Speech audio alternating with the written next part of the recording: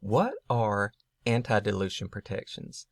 In summary, anti-dilution protections protect the ownership interest of a preferred shareholder from being reduced or diluted when the company that they've invested in issues more shares to new investors at a lower value than the preferred shareholder bought his or her preferred shares. So basically, it protects the preferred shareholder in the event of what we call a down round, meaning a round of investment that is at a valuation less than a previous round. So that's when anti-dilution protections come in. And what it does, in essence, is preferred shares can generally be converted into common shares. Okay? The conversion ratio is usually 1-to-1, one preferred share to one common share. Sometimes it's negotiated differently, 5 preferred shares to one common share, or vice versa, 1 preferred share to 5 common shares. So that's the ratio. And regardless of the ratio initially, what we are concerned about is what is the ratio in the event of dilution. Because if the preferred shareholder is diluted, that conversion of 1 preferred share to 1 common share is less valuable than it was before, because the common shares are being valued at a lower rate now.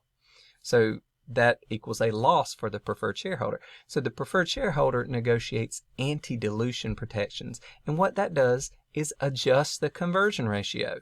If you have a later price for the shares that is lower than the preferred shareholder paid, you just adjust the conversion ratio to make it so converting 1 preferred share converts into more common shares. Okay? And there's 2 ways to calculate how to convert that ratio. There's full-ratchet, which is extreme protection for the preferred shareholder. And then there's weighted average, which is still good, but it's less protection. And then within weighted average, you can either do a narrow or a broad-based calculation. So we need to evaluate both of these, so let's take a look at a scenario. An investor pays $2 per share for 10 shares in a company. So pays $20 for 10 shares, and the company only issued 100 shares. We're going to keep this easy. So that's 10% of the company that this preferred investor bought for $20. Okay, now later the company needs more money. They're going to go through a subsequent round of investment, so they sell 50 more shares of the company, and they sell them at $1 a piece rather than $2 a piece. Well, the preferred shareholder is getting diluted. Okay, paid $2 for a piece for 10 shares, and now they're selling shares at $1 a piece. Okay, so in a scenario where you have full-ratchet anti-dilution protection, basically what you're doing is keeping the conversion percentage the same.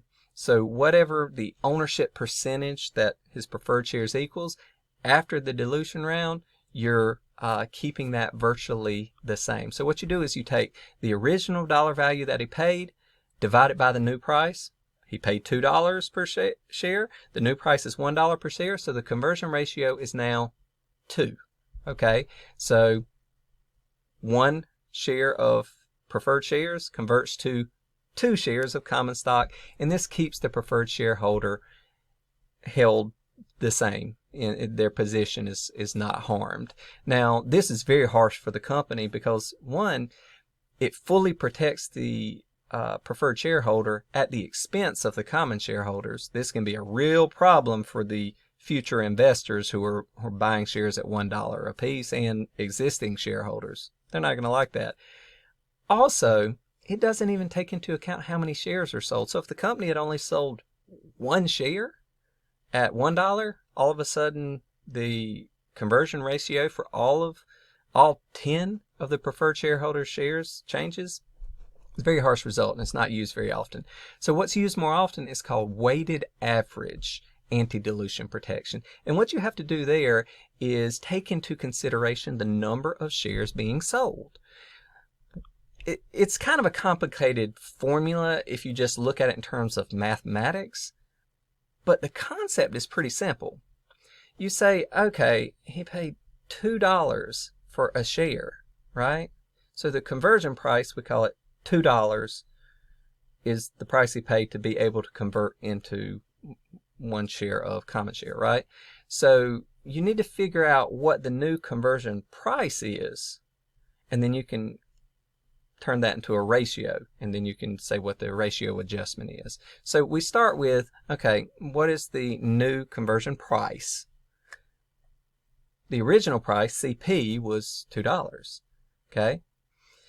And then you need to multiply that by a fraction. Say, if, okay, the theoretical total number of shares being sold, originally there was 100 sold, right? He bought 10% of them, and now there's 50 being sold. That's 150 being sold. So that's the actual number of shares being sold in total, the total capitalization, as we call it, 150. But what if you were selling shares at $2 instead of that $1 price? How many shares would you need to raise the same amount of money? Well, you're selling 50 shares at $1. That's $50. What if you sold 25 shares at $2? You would still raise $50, right? So what you do is you say, all right, I'm going to take those 50 shares, divide it by the original price, okay? The original purchase price of $2. That means that would have been 25 shares. So in theory, if the valuation were the same, 125 shares would have been the capitalization to raise that $50 rather than 150. But if you look on the screen and you see, okay, 125 divided by 150 gives you a ratio. That's 0.833, okay? What you're looking at is 0.833 is what, 17% or 0.17 less. So that's how much the dilution is. So if you multiply the $2 that he paid by this ratio, then the investor would have been made whole, would have kept the same if his price were $1.67 per share originally rather than $2. So you have to adjust his conversion ratio to that. And how do you do it? You just simply say the $2 divided by the $1.67, and so the conversion ratio goes to 1.198. That's it. I mean, it's a little bit complicated, but if you just think about it, theoretically, how many shares would they have had to have sold versus how many they did sell to raise that money, one over the other, right? How many they would have had to sell is less than how many they did sell. So that fraction, which is less than 1, you multiply it by whatever was originally paid. And that gives you the amount that he should have had to have paid if this valuation, to keep him whole, so that he doesn't suffer harm. And then you, in order to turn that rather than a dollar value into a conversion ratio, right? Because that's a more useful thing. You adjust the conversion ratio by dividing the original price paid by that new amount. And there you go. Now, this is the broad calculation in that you're counting all the theoretical shares sold. So I told you originally there were 100 shares sold, right? And this includes all options, warrants, everything that was sold to raise that original money. Those original 100 shares, that was it. That was everything. We call it fully diluted, right? Counting everything out there. Now, if you were to include other calculations in there, right, you could make the base bigger, and that fraction of theoretical versus actual number of shares, well, 125 over 150 is a percentage, but what would, 1025 over 1050, right? That would be so much closer to 1, so it really wouldn't adjust the price much at all if you sold a lot of shares subsequently. It would do more to protect the company, if you will. So a broader base, right? And so the base gets broader if you calculate warrants and options and convertible shares all together to establish the base. Some anti-dilution protections will only count in the base just preferred shares and common shares that are outstanding. That's it. Not incorporate options, not incorporate any warrants or anything that might vest in the future pursuant to stock option plans or deferred compensation and things like that. So basically, you take the same calculation, what I've illustrated here. If you were to increase the base just a little bit to 125, right? If they'd originally sold 125 shares rather than 100, then the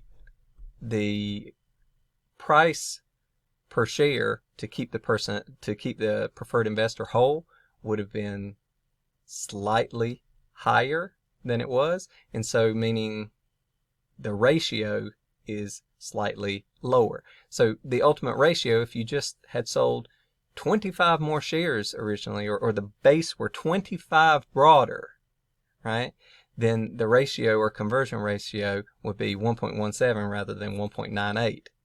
Okay, so one preferred share gets 1.17 common share rather than 1.98. And when you're talking in millions of shares, this makes a big difference. So in summary, this is how anti-dilution works under full ratchet, weighted average, both broad calculation and narrow calculation of what's the theoretical number of shares out there, and how it protects the preferred shareholder and how it affects the company.